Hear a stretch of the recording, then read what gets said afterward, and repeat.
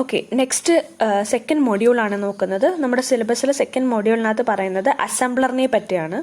അപ്പം അസംബ്ലർ എന്തിനാണ് യൂസ് ചെയ്യുന്നത്, ഒരു അസംബ്ലി ലാംഗ്വേജിൻ്റെ ഫോമാറ്റ് എങ്ങനെയാണ്, ഒരു അസംബ്ലർ എങ്ങനെയാണ് ഒരു അസംബ്ലി ലാംഗ്വേജിനെ കൺവേർട്ട് ചെയ്ത് ഒരു ഒബ്ജക്റ്റ് കോഡാക്കി മാറ്റുന്നത്, അതിൻ്റെ സ്റ്റെപ്സുകൾ എന്തൊക്കെയാണ്, എന്തൊക്കെ കണ്ടന്റാണ് ഒരു ഒബ്ജക്റ്റ് കോഡിനകത്തുള്ളത്, ഏതൊക്കെ ടൈപ്പ് ഓഫ് പാസസ് ആണുള്ളത്, ടൈപ്സ് ഓഫ് അസംബ്ലർ ഏതൊക്കെയാണ്, ഇങ്ങനെയുള്ള ഡീറ്റെയിൽസ് ഒക്കെയാണ് നമ്മൾ സെക്കൻഡ് മോഡ്യൂളിൽ പഠിക്കുന്നത്.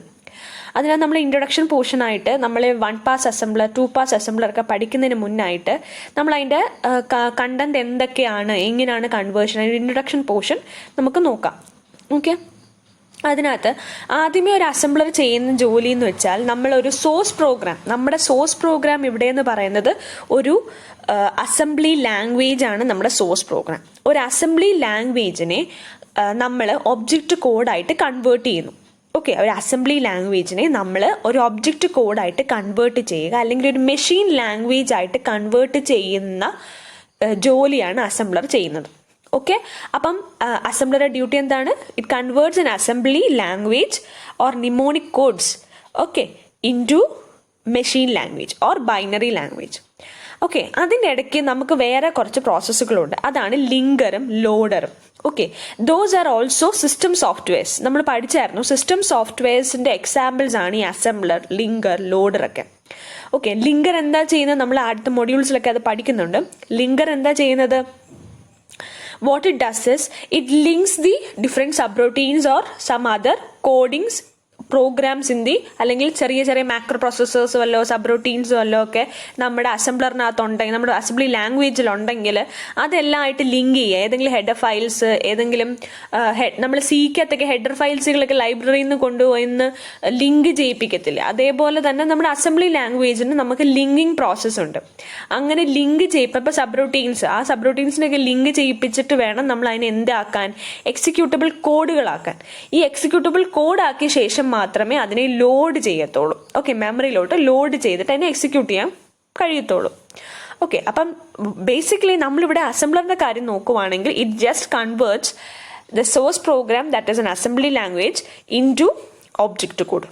ഓക്കെ, ഇനി അടുത്തത് basic functions of the assembler. The basic functions of the assemblers are system software which convert source language into an object language. Okay, ഞാൻ നേരത്തെ പറഞ്ഞതാണ്, നമ്മുടെ അസംബ്ലി ലാംഗ്വേജിനെ നമ്മൾ ഒബ്ജക്റ്റ് ലാംഗ്വേജ് ആക്കി മാറ്റുന്നതാണ് എന്ത്, അസംബ്ലർ എന്ന് പറയുന്നത്. ഇനി സോഴ്സ് ലാംഗ്വേജിനെ നമ്മൾ അസംബ്ലി ലാംഗ്വേജ് എന്ന് പറയുന്നു. They translate the mnemonic operation codes to machine language equivalent. Mnemonic operation codes എന്ന് പറഞ്ഞാൽ those are the codes written in assembly language. Assembly language LDA, നമ്മൾ പ്രോഗ്രാം കോഡിംഗ് ഒക്കെ പഠിച്ചിട്ടില്ലായിരുന്നല്ലോ, നേരത്തെ വീഡിയോയിലുണ്ട്. അത് ഒബ്ജക്റ്റ് കോഡുകൾ LDA, STA എന്നൊക്കെ പറയുന്ന കോഡുകളിനെയാണ് നമ്മൾ നിമോണിക് കോഡ്സ് എന്ന് പറയുന്നത്. ആ കോഡുകളെ നമ്മൾ മെഷീൻ ലാംഗ്വേജ് ഇക്വലന്റ് ആക്കി മാറ്റുന്നു. ഇനി what are the different types of assemblers? 1 pass assembler, 2 pass assembler, cross assembler, micro or meta assembler and disassembler. 1 pass അസംബ്ലറിനകത്ത് നമ്മൾ പറയുന്നതെന്ന് വെച്ച് കഴിഞ്ഞാൽ നമുക്ക് ഒരു സിംഗിൾ പാസിൽ തന്നെ നമുക്ക് ഫുൾ സ്കാൻ ചെയ്ത് അഡ്രസ്സുകളെല്ലാം കിട്ടി അവസാനം നമുക്ക് എക്സിക്യൂട്ടബിൾ ഒബ്ജക്റ്റ് കോഡാക്കാൻ മാറ്റാൻ സാധിക്കുന്ന ടൈപ്പ് ഓഫ് അസംബ്ലറിനെയാണ് 1 പാസ് അസംബ്ലർ എന്ന് പറയുന്നത്. അവിടെ എന്താ ചെയ്യുന്നത് വെച്ച് കഴിഞ്ഞാൽ, നമ്മളിപ്പോൾ ഒരു എക്സാമ്പിൾ പറയുന്നത് അസംബ്ലി ലാംഗ്വേജ് അല്ല, പക്ഷെ നമ്മുടെ ഹൈ ലെവൽ ലാംഗ്വേജ് ആയിട്ട് തന്നെ നമ്മൾ പറയുവാണെങ്കിൽ C പ്രോഗ്രാമിംഗ് ഫോർ എക്സാമ്പിൾ എടുക്കുവാണെങ്കിൽ അതിനകത്ത് ഡിക്ലറേഷൻ എല്ലാം നമ്മൾ കൊടുക്കുന്നത് ഇനിഷ്യലി ആണ്, ഫോർവേഡ് റെഫറൻസ് ആണ്. ഫോർവേഡ് അല്ല, ബാക്ക്വേർഡ് റെഫറൻസ് യൂസ് ചെയ്തിട്ടാണ് നമ്മളോട് ചെയ്യുന്നത്. ബാക്ക്വേർഡ് റെഫറൻസ് എന്ന് പറയുമ്പോൾ നമ്മുടെ പ്രോഗ്രാംസിന് ഡിക്ലറേഷൻ പോർഷനും അഡ്രസ്സിങ് സ്പെസിഫൈ ചെയ്ത് മെമ്മറി ലൊക്കേഷൻസ് ഒക്കെ അലോക്കേറ്റ് ഒക്കെ ചെയ്യുന്നത് നമ്മുടെ ആദ്യത്തെ പോർഷനിലാണ്. അത് കഴിഞ്ഞ ശേഷമാണ് നമ്മൾ അതിനെയൊക്കെ യൂസ് ചെയ്യുന്നത്, അല്ലേ? അപ്പം അതിനെയെല്ലാം ഐഡന്റിഫൈ ചെയ്ത ശേഷം മാത്രമേ നമ്മുടെ പ്രോഗ്രാമിൽ അതിനെ ഉപയോഗിക്കുന്നുള്ളൂ. അങ്ങനത്തെ സ്റ്റേജിൽ നമുക്ക് അവസാനമാകുമ്പോൾ കംപ്ലീറ്റ്ലി എക്സിക്യൂട്ട് ചെയ്യാൻ സാധിക്കും. അതേപോലെ തന്നെ 1 പാസ് അസംബ്ലറിനകത്ത് ആദ്യമേ നമ്മൾ ഇതൊക്കെ സ്പെസിഫൈ ചെയ്ത് കൊടുക്കുവാണെങ്കിൽ, if it follows A backward reference, then we call it as 1 pass assembler. Okay, ഒറ്റ സ്കാനിൽ തന്നെ, in A single pass or single scan itself we can assemble convert the language to object codes. But in 2 pass assembler, the thing is that we have to take 2 scans. അല്ലെങ്കിൽ 2 pass, 2 Passoa 2 സ്കാനോ ആവശ്യമുണ്ട് 2 pass അസംബ്ലറിനകത്ത്. ആദ്യത്തെ പാസിൽ എന്ത് ചെയ്യുന്നു, അവിടെ നമ്മൾ use ചെയ്യുന്നത് forward reference ആണ്. Forward reference means the declaration portion is written always at the end of the programme.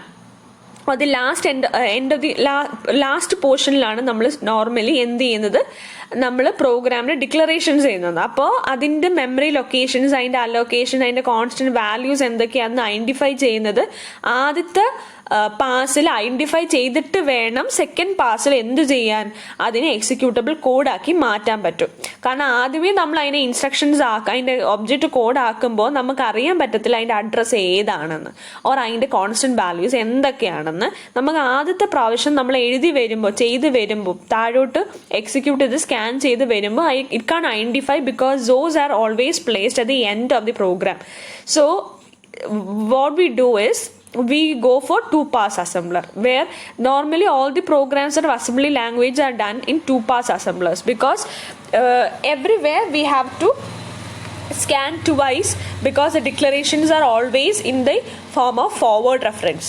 Okay, next is cross assembler. What do you mean by cross assembler? Cross assembler means we design a language or assembly language for a single machine wherein we use it for another machine, or we work it out. അതിന് process ചെയ്യുന്നത് വേറൊരു മെഷീനിലായിരിക്കും. നമ്മൾ design ചെയ്ത assembly language ഒരു മെഷീനിലാണെങ്കിൽ we do that processing in some other machines. That is called the cross assembler. ഇനി micro meta assembler means small programs, small meta assembler programs are combined together to form a macro program. So these single small assembler programs are called, or languages are called together as micro or meta assembler. Okay, അപ്പം ഇത് ഇങ്ങനെ ചെറുതായിട്ടുള്ളതിനെ എല്ലാം combine ചെയ്ത് ഒന്നിച്ചാകുമ്പോഴാണ് those are called the macro processors actually. What is disassembler? Disassembler means they convert the object code to assembly language. Okay, the opposite of an assembler. Assembler, what it does, it converts assembly language to object code, whereas a disassembler converts an object code to assembly language. Ini assembly language written for a particular machine is called an assembly language. Okay, for a particular machine we usually write an assembly language. Okay, when it is used for some other machine we say it as a cross assembler. That is told before. Assembly language consists of machine instructions for the computer to perform some task. Okay, അതിന് example ആണ് ഇപ്പം LDA, load accumulator 3 എന്ന് പറയുമ്പോൾ wherein the LDA is called the opcode or the mnemonic opcode, and 3 either 3 or some other constant values or some anything else. Okay, those are called the symbols or operand. Okay, those are called the symbols or operand. And there are two ways to define a symbol. That is backward reference and forward reference. അത് ഞാൻ നേരത്തെ പറഞ്ഞു തന്നത്. Okay, backward reference എന്ന് പറയുമ്പോൾ ആദ്യമേ declaration നടക്കുന്നു. Forward reference എന്ന് പറയുമ്പം afterwards we have to look forward for the reference of declarations. അടുത്തത് steps of an assembler performance. We convert mnemonic operation codes to their machine language equivalent. That is the first step. And then in second step we convert, ആദ്യമേ നമ്മൾ operational കോഡ്സിനെ അല്ലെങ്കിൽ ഓപ്പ് കോഡുകളെ നമ്മൾ machine language equivalent ആക്കി മാറ്റുന്നു. Then next is we convert the symbolic operands to equivalent machine address. Okay, ഓപ്പറൻസുകൾ നമ്മൾ address, locations, variables, constants ഇങ്ങനെയുള്ളതിനെയൊക്കെ നമ്മൾ എന്തായിട്ട് മാറ്റുന്നു, ഈക്വലന്റ് മെഷീൻ അഡ്രസ് ആയിട്ട് മാറ്റുന്നു. Okay, that cannot be possible in 2 passes. Cannot be possible in 1 pass. It has to be done in 2 passes. Then third is we have to build the machine instructions in proper format. ഇതിനെ ഇങ്ങനെ ആക്കിയിട്ട് വേണം ഇത് രണ്ടും കൂടി ചേർത്ത് operational കോഡും ഓപ്പറാൻസിന്റെ രണ്ടിന്റെ അഡ്രസ്സ് കിട്ടിയ ശേഷം വേണം അതിനെ ഒരു പ്രോപ്പർ ഫോർമാറ്റ് ആക്കി മാറ്റാൻ. കാരണം ഇതിന്റെ കറസ്പോണ്ടിങ് ഹെക്സാഡെസിമൽ വാല്യൂസിലാണ് നമ്മൾ ഇതിന്റെ ഫോർമാറ്റ് അല്ലെങ്കിൽ ഒബ്ജക്റ്റ് കോഡാക്കി മാറ്റുന്നത്. ഒബ്ജക്റ്റ് കോഡ് മീൻസ് അതിന്റെ കറസ്പോണ്ടിങ് കോഡുകളാക്കി മാറ്റുന്നത് it depends upon the operational code, equivalent machine language as well as the operands machine addresses. So next point is convert the data constants. നമുക്ക് അതിനകത്ത് കിട്ടുന്ന data കോൺസ്റ്റൻസിനെ നമ്മൾ എന്താക്കി മാറ്റുന്നു? It specified in source program into machine representations. Okay, അതിനകത്ത് നമ്മൾ machine representation ആയിട്ട് കൺവേർട്ട് ചെയ്യുക. ഏറ്റവും last the object program and assembly listing is done. ഏറ്റവും അവസാനം ഒബ്ജക്റ്റ് കോഡാക്കി മാറ്റുക. So this is an example of assembly language wherein we write a SIC program where we convert what we do is we use an input device and an output device for copying certain records. Okay, two devices we consider F1 and 05 wherein we read the records from an input device and then copy those values to the output device. This is a program for that. ഇത് ഞാൻ നേരത്തെ പറഞ്ഞിട്ടുള്ള പ്രോഗ്രാമാണ്. നേരത്തെ വീഡിയോയിൽ അല്ലെങ്കിൽ നേരത്തെ ക്ലാസ്സിൽ ഞാൻ പറഞ്ഞിട്ടുണ്ടായിരുന്നു ഈ ടൈപ്പ് ഓഫ് പ്രോഗ്രാം. ഈ പ്രോഗ്രാമിൽ നമ്മൾ പറയുന്നത് വെച്ചാൽ 2 സബ് റൊട്ടീൻസിനെ കൺസിഡർ ചെയ്യുന്നുണ്ട്. ഇത് ഒന്നിച്ച് 2 പ്രോഗ്രാമായിട്ട് ഞാൻ പറഞ്ഞു തന്നത് ഒന്നിച്ച് ഒരു അസംബ്ലി ലാംഗ്വേജ് പ്രോഗ്രാമായിട്ടാണ് ഇതിനകത്ത് എഴുതിയിട്ടേക്കുന്നത്. അത് 2 സബ് റൊട്ടീൻസ് ആയിട്ടാണ് എഴുതിയേക്കുന്നത്. അപ്പം ഒരു ഇൻപുട്ട് ഡിവൈസിൽ നിന്ന് നമ്മൾ റെക്കോർഡ് റീഡ് ചെയ്യുമ്പോൾ that subroutine is mentioned as RD rec or record. And second subroutine എന്ന് പറയുന്നത് നമ്മൾ റൈറ്റ് ചെയ്യാൻ വേണ്ടി യൂസ് ചെയ്യുന്ന WR record. Okay, and 1 byte at a time എന്ന രീതിയിലാണ് നമ്മൾ കോപ്പി ചെയ്തുകൊണ്ടിരിക്കുന്നത് അല്ലെങ്കിൽ ട്രാൻസ്ഫർ ചെയ്തുകൊണ്ടിരിക്കുന്നത്. And the size is 4096. Okay, അപ്പം എൻഡ് ഓഫ് റെക്കോർഡ് മാർക്ക് ചെയ്തിട്ടുണ്ട് 00 എന്ന്. എൻഡ് ഓഫ് ദി ഫയലും 0 ലെങ്ത് റെക്കോർഡായിട്ട് ഇൻഡിക്കേറ്റ് ചെയ്തിട്ടുണ്ട്. ഓക്കെ, അപ്പം നമുക്ക് പ്രോഗ്രാം ജസ്റ്റ് നോക്കാം. ഇപ്പം നമ്മളൊരു ലോജിക്കലി എഴുതുന്ന സമയത്ത് നമ്മൾ കംപ്ലീറ്റ് അസംബ്ലി ലാംഗ്വേജ് പ്രോഗ്രാം എഴുതുമ്പോൾ ഇത്രയും നമ്മൾ എഴുതേണ്ടി വരും. ഓക്കെ, ലോജിക്ക് മാത്രമായിട്ടാണ് നമ്മൾ നേരത്തെ മൊഡ്യൂളിൽ നോക്കുന്നത്. ഓക്കെ, അപ്പോൾ ആദ്യമേ പ്രോഗ്രാം നമ്മൾ സോഴ്സ് കോഡ് എഴുതുന്നു. ഫസ്റ്റ് നമ്മുടെ ലൈൻസ് ഓഫ് കോഡ്, ഇത് ലൈൻസ് ഓഫ് കോഡാണ്. പിന്നെ ഇവിടെ എന്ന് പറയുന്നത് നമ്മുടെ ലേബിൾസ് ആണ്. കോപ്പി, ഫസ്റ്റ്, സി ലൂപ്പ്, ലൂപ്പിൻ്റെ ഒക്കെ പേര്, നമ്മൾ ആ കൊടുക്കുന്ന പേരുകൾ. ഓക്കെ, പ്രോഗ്രാംസിൻ്റെ ഒക്കെ പേരുകൾ, സബ് റൂട്ടീൻസിൻ്റെ ഒക്കെ പേരുകളാണിത്. പിന്നെ ഇതെന്ന് പറയുന്നത് നമ്മുടെ ഓപ്പ് കോഡ്, ഇത് ഓപ്പറാൻസ്. ഓക്കെ, ഇത്രയും ചേർത്തിട്ടാണ് നമ്മുടെ ഒരു അസംബ്ലി പ്രോഗ്രാം എഴുതുന്നത്. പിന്നെ ഇതിൻ്റെ കൂടെ ഇതിന് അഡീഷണൽ വരുന്നത് ഡിറക്റ്റീവ്സ് ആണ്. അസംബ്ലി ഡിറക്റ്റീവ്സ് വരുന്നുണ്ട്. ഫോർ എക്സാമ്പിൾ സ്റ്റാർട്ട് എന്ന് പറയുന്നത് ഒരു ഡിറക്റ്റീവ് ആണ്. Directives wherein the machine instructions are not converted to object code. Okay, അതിനൊന്നും നമുക്കൊരു അഡ്രസ്സ് കാണത്തില്ല. RS കണ്ടോ, RS ഒരു ഇൻസ്ട്രക്ഷൻ കൊടുക്കുമ്പോൾ അതിനകത്ത് നമുക്കൊരു അഡ്രസ്സ് കാണത്തില്ല.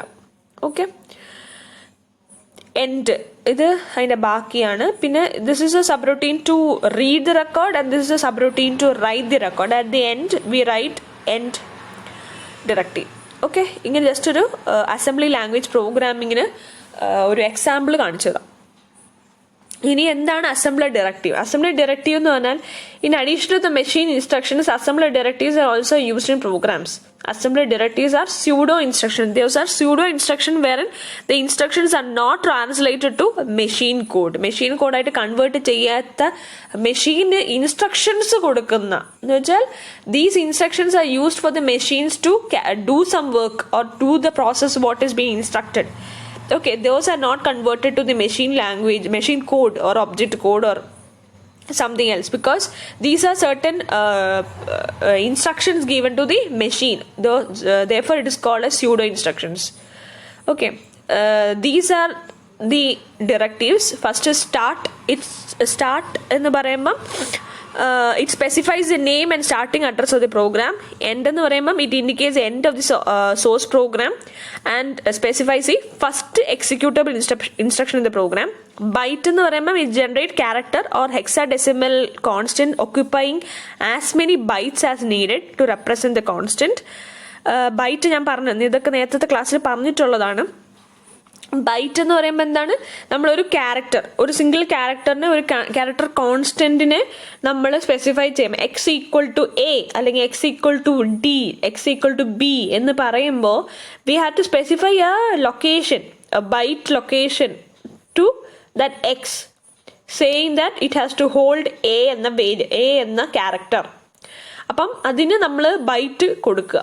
ഓക്കെ, വേർഡ് എന്ന് പറയുമ്പോൾ എന്തായിരിക്കും, നമ്മൾ ഒരു ഇൻറ്റീജർ കോൺസ്റ്റന്റ് ആവുകയാണെങ്കിൽ അതിന് നമ്മൾ വേർഡ് എന്ന് കൊടുക്കും. റിസർവ് ബൈറ്റ്, റിസർവ് വേർഡ് എന്ന് പറയാൻ we are foretelling the address location, അത് മെമ്മറി ലൊക്കേഷൻസ്. നമ്മൾ പറയുക എനിക്ക് 10 ലൊക്കേഷൻസ് വേണം, എന്തിന്, അത് ഇൻറ്റീജറിന് വേണ്ടിയാണെങ്കിൽ നമ്മൾ വേർഡ് ആയിരിക്കും, അത് റിസർവ് വേർഡ് ആയിരിക്കും.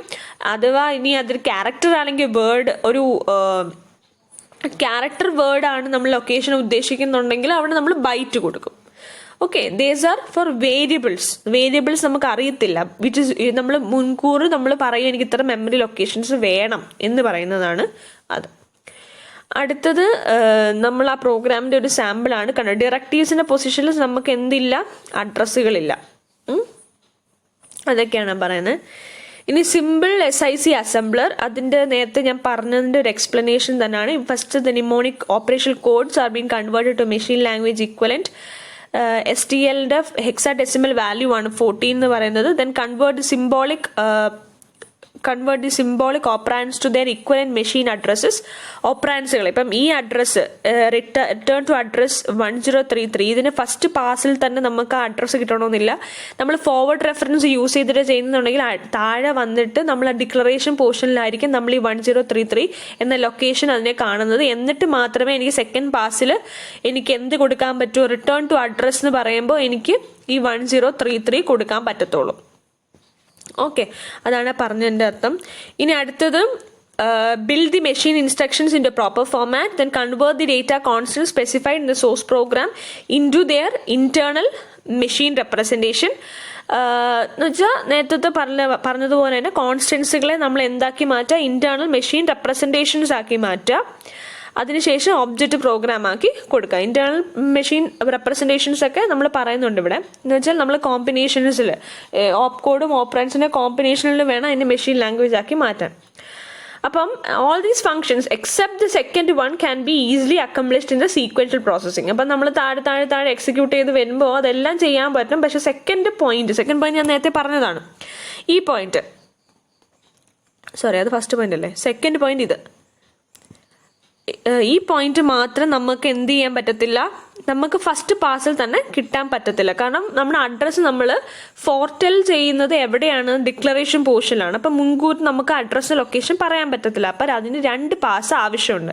ഈ ഒരു കാരണത്താലാണ് നമ്മൾ 2 പാസ് അസംബ്ലേഴ്സ് ആയിട്ട് നോർമലി യൂസ് ചെയ്യുന്നത്. ഓക്കെ, ഫോർവേഡ് റെഫറൻസിന് കാരണം reference is to a label that defined later. So you can process a statement, you cannot process a statement. So most of the assemblers uses 2 pass, wherein the first pass scans the program for labels and assigned addresses. The second pass performs the actual translation. ആദ്യത്തെ പാസിൽ എന്ത് ചെയ്യും, scan ചെയ്യും എല്ലാ ലേബൽസും അഡ്രസ്സുകളും എല്ലാം.